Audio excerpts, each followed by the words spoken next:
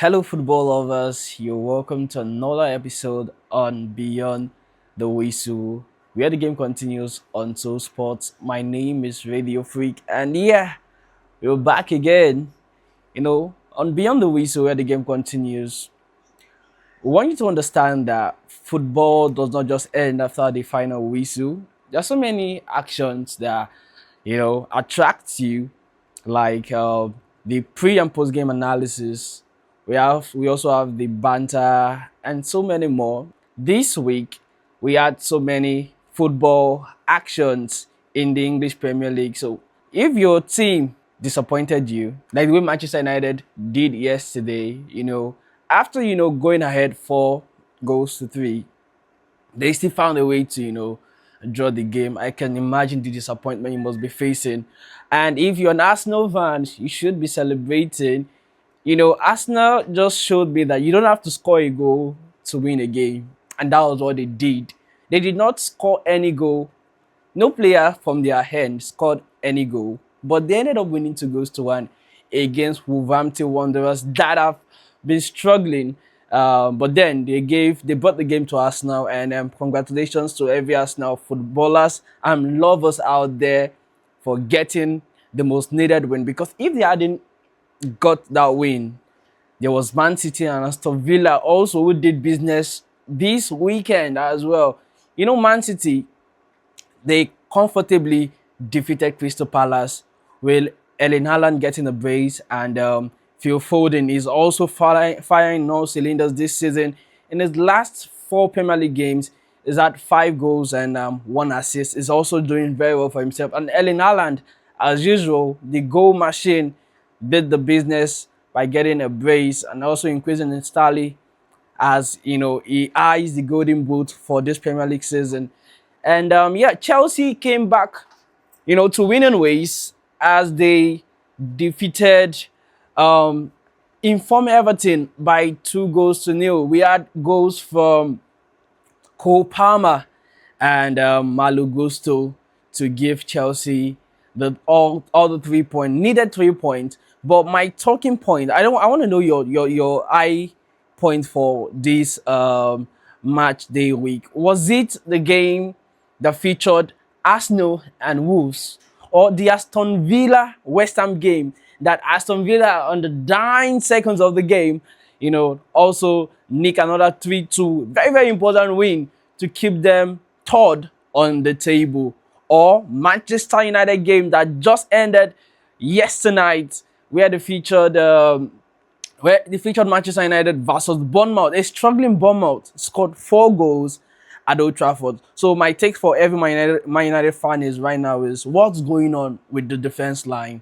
What's going on with Ruben Amorim's side? They are doing very well. They scored 8 goals in 2 games now, but they can't just stop conceding.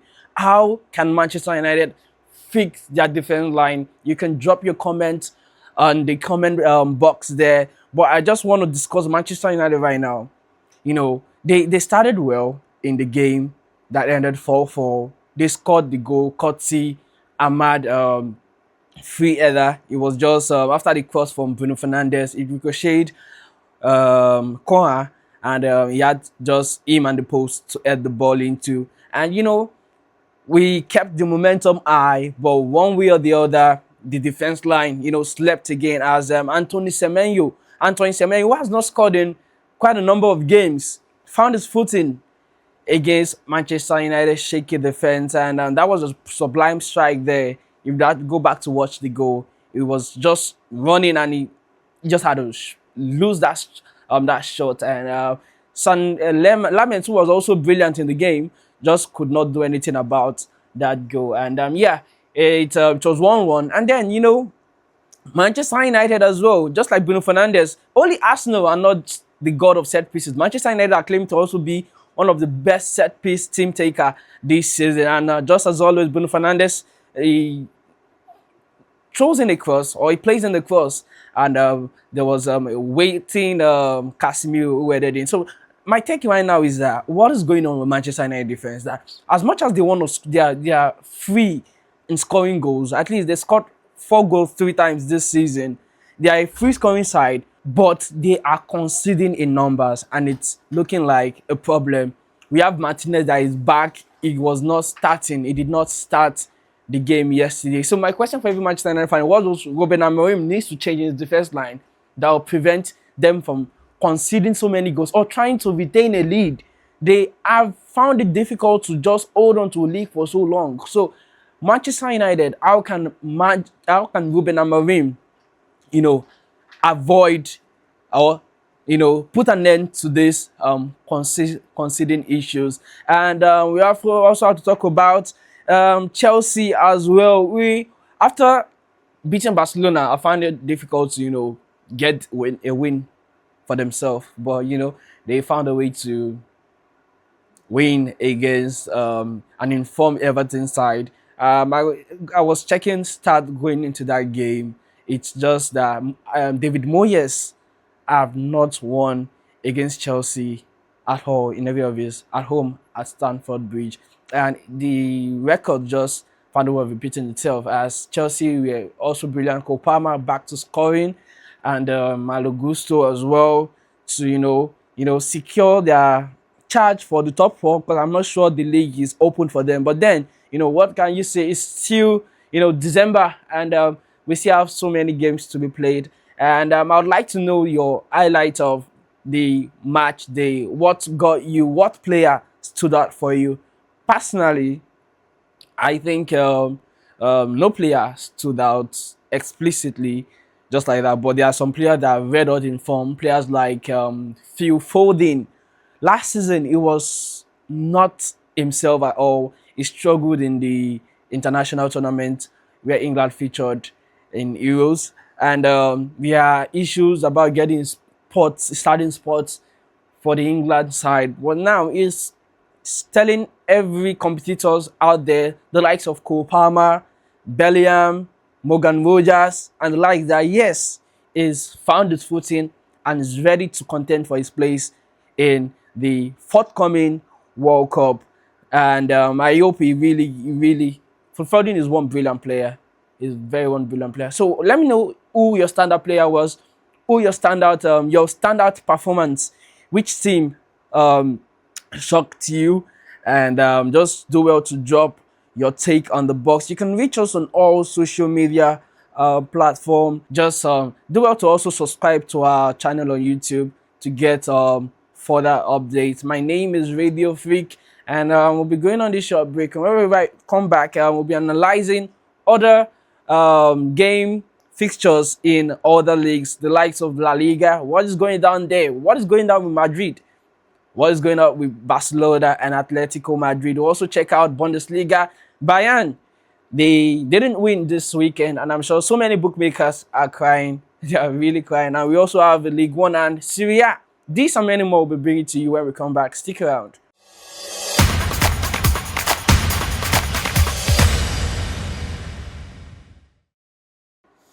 Hello, football lovers. You're welcome back to Beyond the Weasel, where the game continues on Solce Sport. I can't wait to kickstart. And this is the Italian Serie A review.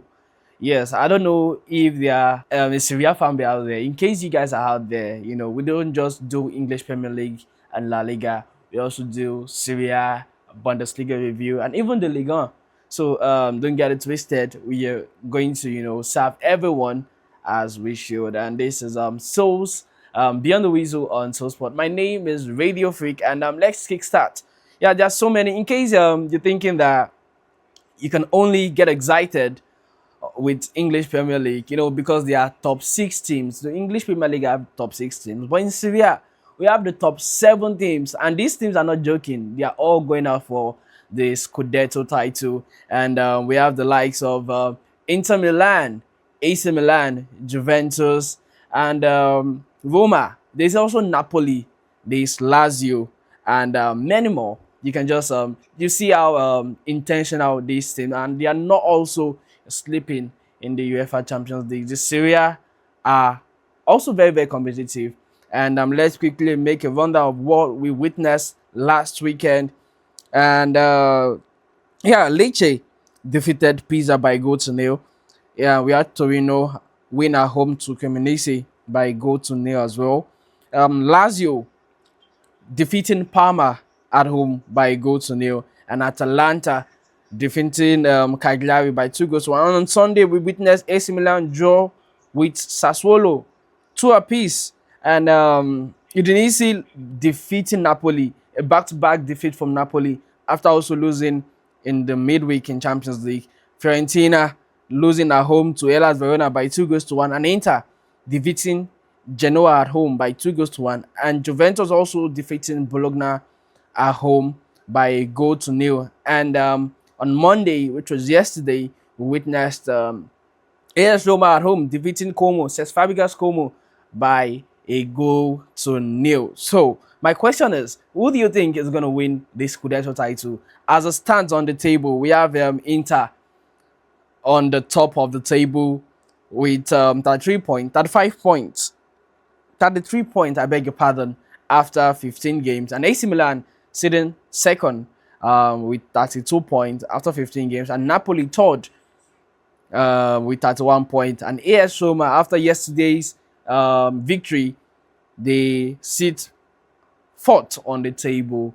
So now, amidst these four clubs, Inter Milan, AC Milan, Napoli, and AS Roma, who do you think is going to win this Scudetto title? Who do you think is going to drop out of the top four race? Because we still have Juventus, Bologna, Como, and Lazio still in the top 8. So you know, anyone can overtake the other. So who do you think is going to drop? But who do you think is really going to win the Scudetto title this season? You can do well to drop it on our comment section, and make sure you are following us on all social media platforms, and also subscribe to our YouTube channel to get further updates from Solce Media, Solce Sport, and Beyond the Whistle, where the game continues. So you can also do well to share your takes on that one. And we also have the statistics.